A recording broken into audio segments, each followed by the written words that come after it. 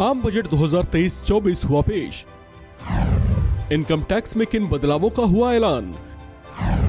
किन बदलावों के साथ आई नई टैक्स रिजीम? नई और पुरानी टैक्स रिजीम में कौन सी टैक्स रिजीम होगी ज्यादा फायदेमंद?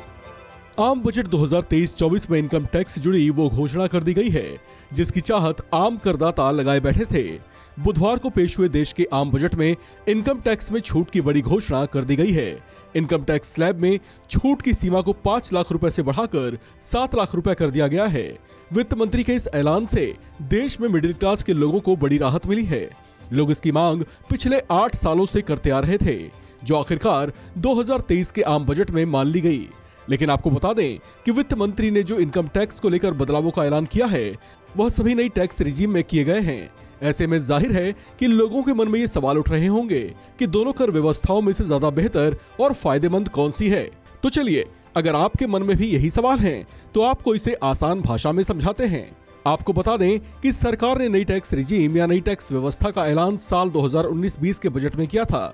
नई टैक्स व्यवस्था में पुरानी टैक्स व्यवस्था के मुकाबले टैक्स कम चुकाना होता है, यानी करदाताओं के लिए नई टैक्स व्यवस्था के साथ साथ पुरानी कर व्यवस्था का भी विकल्प खुला रहता है। ऐसे में जाहिर है सवाल आपके मन में उठ रहा होगा कि जब नई कर व्यवस्था में टैक्स रेट कम है तो कोई पुरानी व्यवस्था से टैक्स क्यों चुकाएगा, या फिर क्या कुछ करदाता ऐसे भी हैं जिन्हें पुरानी टैक्स व्यवस्था से ही फायदा हो रहा है। चलिए इसे थोड़ा और बेहतर ढंग से समझते हैं। नई टैक्स व्यवस्था में बदलाव का बड़ा ऐलान करते हुए वित्त मंत्री ने आयकर में छूट की स्लैब को 5 लाख से बढ़ाकर 7 लाख रुपए कर दिया है। नई और पुरानी कर व्यवस्था की तुलना करें तो पुरानी टैक्स व्यवस्था में 70 से ज्यादा छूट है, जो कि नई टैक्स व्यवस्था में नहीं है।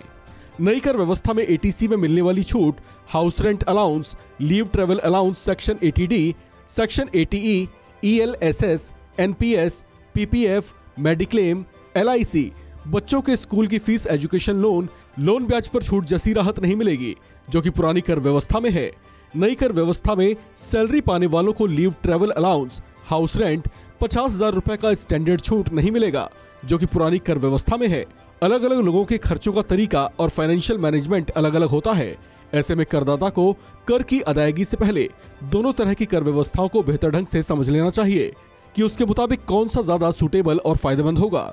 वैसे आपको बताते चलें कि नई कर व्यवस्था में इंश्योरेंस की प्रीमियम पर छूट नहीं मिलेगी, लेकिन मैच्योरिटी पर मिलने वाली छूट मिलेगी।